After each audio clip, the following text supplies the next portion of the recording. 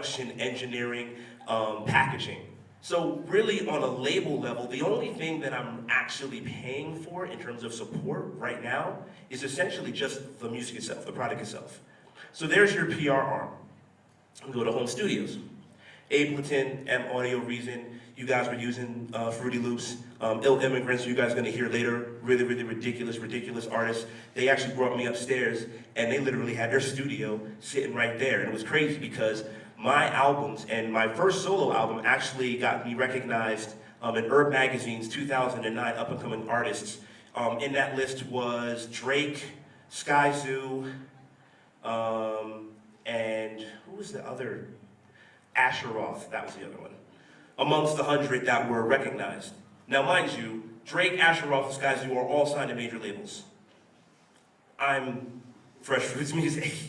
So the fact that I could even get my music heard by a major magazine in the United States, and then for them to listen to that music that essentially put me on a list with all of these major label artists, is a testament to the fact that I have the ability to compete, at least on a small level, with myself getting heard. This is why labels are scared, and essentially this is really why labels are starting to decline in their impact. Because now you have the democracy of artists being able to take control of their music, take control of the production, and then produce that. So even on a local level, you have the ability to create and generate fan base like never before. Even if you were just dealing with your own city, you would still have to go to whatever radio stations were within that city and physically give them music.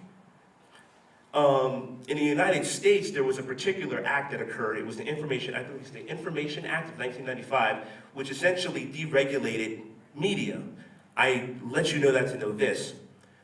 It used to be, there were radio stations throughout the United States that were independent. They basically were their own entity. If you were in Oakland, there was a local Oakland radio station. That was the DJ. He played what he wanted. He didn't have to talk to anyone to do so.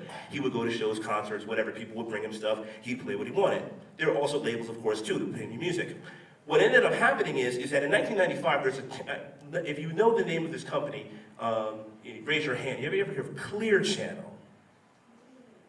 Okay, you've heard of Clear Channel, okay. So just so Clear Channel basically is a media conglomerate. It is a mass corporation that has many different types of holdings and all different types of things. But one of the major holdings they have is music. So what did they do in between 1995 and 2000? They bought up something like 80 or 90% of the radio market, which means that most radio stations in the United States are owned by Clear Channel. What this means was, they in turn also do tour promotion. So they basically have made deals with the major labels and create playlists. So now if you're a DJ, it doesn't matter if you're in Oakland or New York or Boston or a suburb somewhere, you get a playlist as a DJ, and that's what you play.